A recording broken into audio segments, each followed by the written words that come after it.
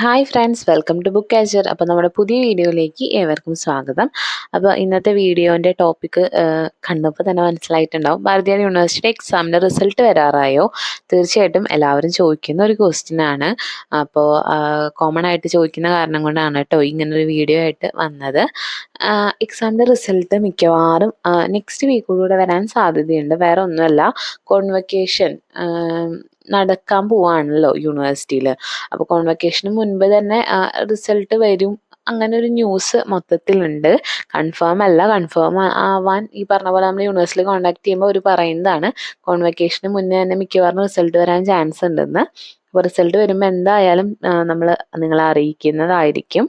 അപ്പോൾ റിസൾട്ടിന് വേണ്ടി എല്ലാവരും വെയിറ്റ് ചെയ്യുക.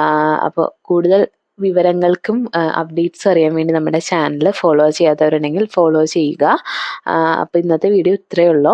അപ്പോൾ റിസൾട്ടിൻ്റെ കാര്യമാണ് നമ്മൾ ഇന്ന് വൈകാതെ തന്നെ എന്തായാലും റിസൾട്ട് വരും എന്നുള്ളൊരു എക്സ്പെക്റ്റേഷനിലാണ്.